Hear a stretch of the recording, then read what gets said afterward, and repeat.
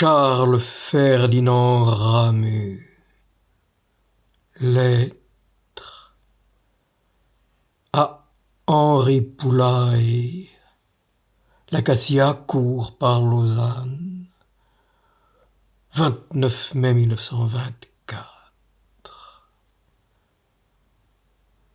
Cher monsieur Poulaille, voilà l'article, puisque je vous l'ai promis, mais il est terriblement mal foutu. Il y avait trop de choses à dire. Il y a 2 ou 3 thèmes, est-ce qu'ils tiennent ensemble? Le lecteur comprendra-t-il? Et puis, est-ce le ton journal? Alors, n'est-ce pas, dites bien à qui de droit de ne pas publier que s'il fait l'affaire quand même. J'y tiens absolument. Un journaliste peut seul en juger. Je vous envoie les notes. Je m'aperçois que je n'ai rien à dire. Je vous envoie 1 ou 2 petits livres. Hélas, je m'aperçois que je suis encore plus pauvre que je ne le croyais. Puis-je vous prier de me renvoyer le petit village, la grande guerre, raison d'être, et puis vous prenez trop de peine, et je ne sais comment vous dire merci. Je vous dis merci quand même, et vous envoie mes amitiés. Ramus.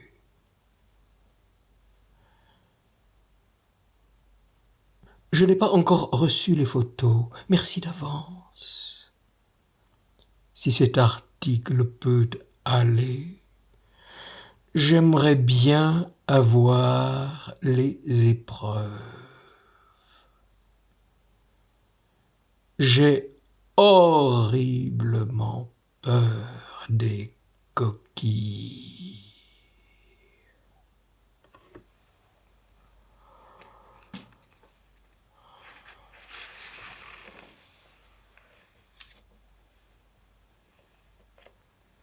Note.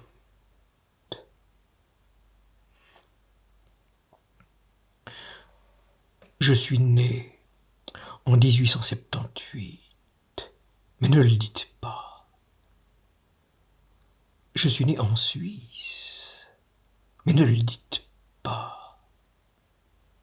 Dites que je suis né dans le pays de Vaud, qui est un vieux pays savoyard, c'est-à-dire de langue d'oc, c'est-à-dire français, et des bords du Rhône, non loin de sa source. Je suis licencié ès lettres classiques. Ne le dites pas. Dites que je me suis appliqué à ne pas être licencié ès lettres classiques. Ce que je ne suis pas au fond, mais bien un petit-fils de vigneron et de paysan que j'aurais voulu exprimer. Mais exprimer, c'est agrandir. Mon vrai besoin, c'est d'agrandir.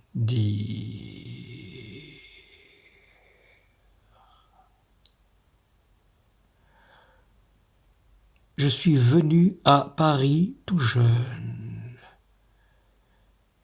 C'est à Paris que je me suis connu, et à cause de Paris, j'ai passé pendant 12 ans, chaque année, plusieurs mois au moins à Paris. Et les voyages de Paris chez moi et de chez moi à Paris ont été tous mes voyages.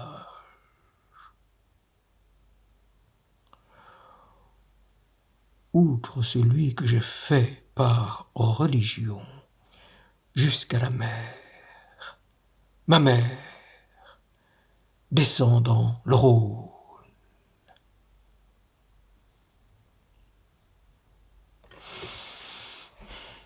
Publication 1903, Petit village.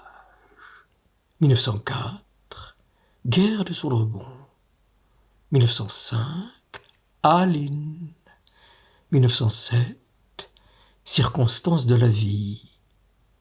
1909, Jean-Luc persécuté. 1911, je crois, Aimé Pache, peintre vaudois. 1913, Vie de Samuel Belay. 1915, La guerre dans le Haut-Pays. 1914, Raison d'être. 1914, Adieu à beaucoup de personnages.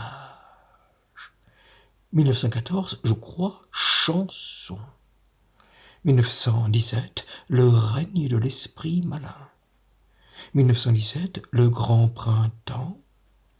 1917, La guérison des maladies. 1918 ou 1919, Terre du ciel. 1920, Les signes parmi nous. 1920, Salutations paysannes. 1922, Présence de la mort. 1923, La séparation des races et Passage du poète.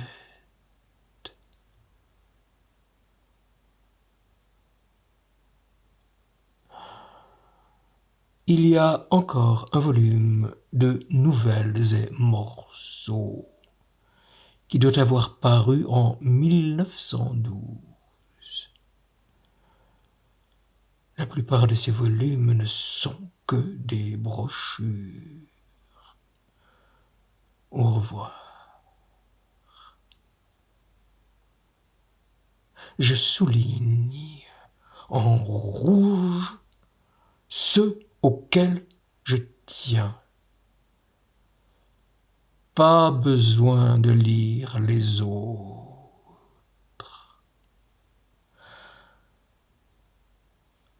R.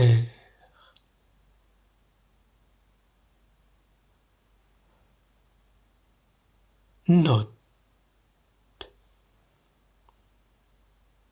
D'abord, je m'aperçois que j'ai déjà donné tous les volumes dont je disposais, ce que j'ai été obligé d'écrire à Monsieur Lefebvre. J'ai retrouvé pour vous chansons et chants de notre Rhône. Les autres, il faudra que je vous demande de me les retourner.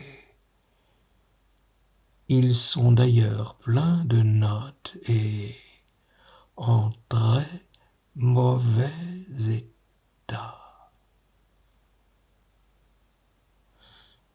Petit village, 1903, je vous l'envoie. Grande guerre, 1904, je vous l'envoie. Le village, dans la montagne, 1909, est le simple tableau quasi chronologique, didactique de la vie d'un village de l'hiver à l'hiver, à travers les saisons. L'éditeur s'est cru obligé de l'illustrer très mal, ce qui a fait un énorme volume, un quart. Vous pourriez essayer de le demander au dit éditeur, Payot et Cyr, rue de Bourg, Lausanne, ou à sa succursale de Paris, en lui expliquant pourquoi il vous fait besoin. Nouvelles et morceaux, 1911, je crois, je vous l'envoie. Chant de notre Rhône, 1920, je vous l'envoie. La guerre dans le haut pays, 1915, je vous l'envoie. Raison d'être, 1914, je vous l'envoie.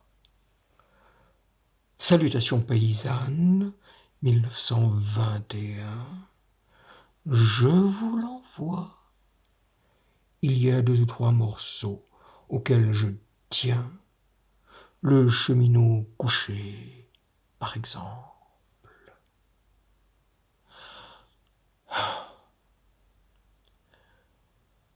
Je crois que ça y est.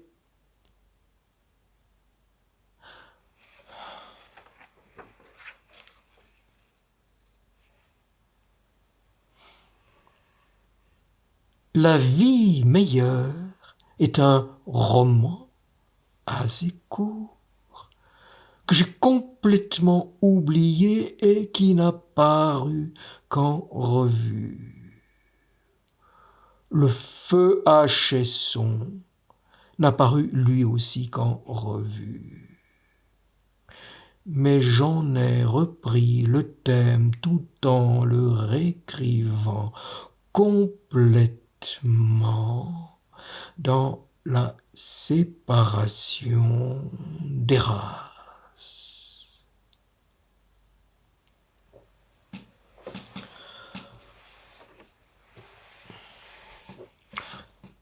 Quant au cahier vaudois,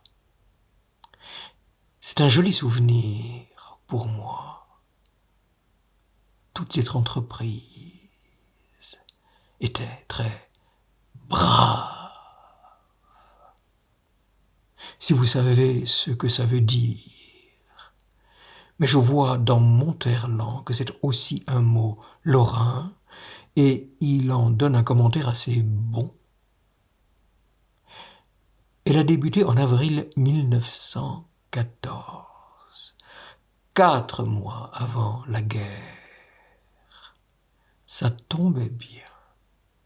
Eh bien, elle a tenu 5 ans et édité environ 40 fascicules ou volumes. Ce n'était pas une coopérative. Il y avait 2 propriétaires, Edmond Gillard et Paul Budry.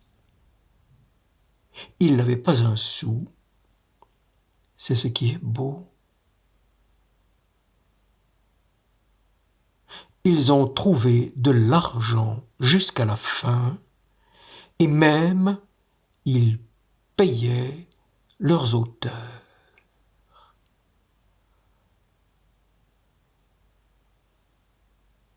En 1919, les prix de revient, les fameux prix de revient ayant à peu près triplé, il a été impossible de continuer. Je vous envoie 2 exemplaires, spécimens, dont les poésies de Sylvain Pitt, un drôle de bougre nomade et un peu anarchiste. Lui aussi, qui ne voulait rien de chaud à son premier déjeuner parce qu'il avait trop chaud déjà. Alors, il en était revenu à la vieille coutume de sa province. Il était picard, qui consistait à déjeuner d'un morceau de pain sec et d'un gros verre de goutte. J'aime d'ailleurs, moi aussi, beaucoup ça. Maintenant, vous savez, je n'ai pas du tout à me plaindre. Je n'ai toujours eu, et dès mon tout premier essai, le petit village à compte d'auteur, mais qui m'a rapporté environ 150 francs, de très bons amis, pas nombreux, mais sûrs, et sorti le diable sait d'où. Vous savez très bien que ça continue.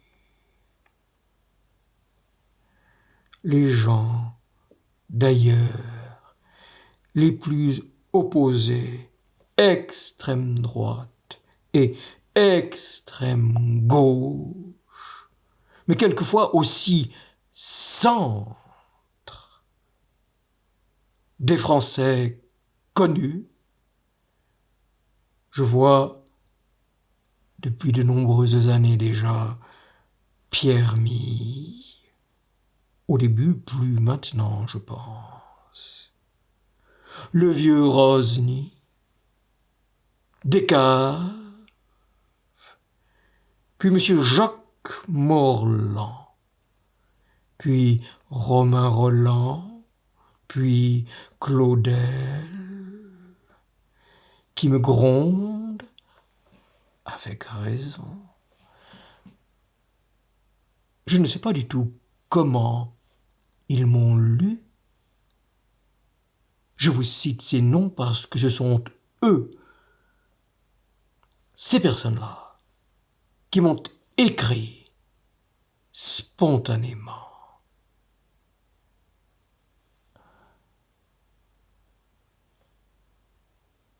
Si vous vouliez faire amusant, je pourrais vous trouver des coupures cocasses.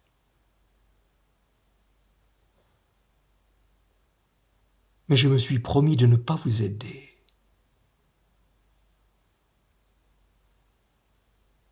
Encore bien à vous, Ramu.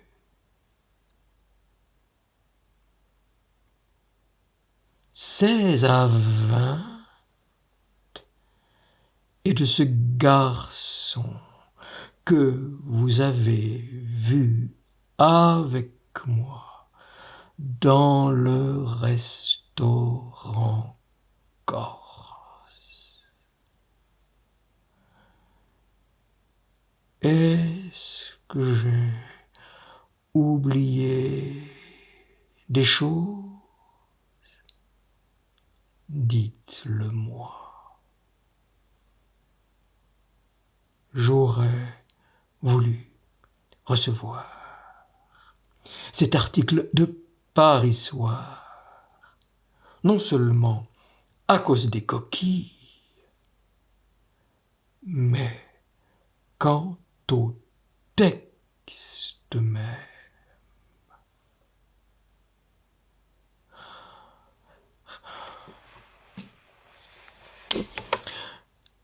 Trouvez-vous vraiment que ça puisse aller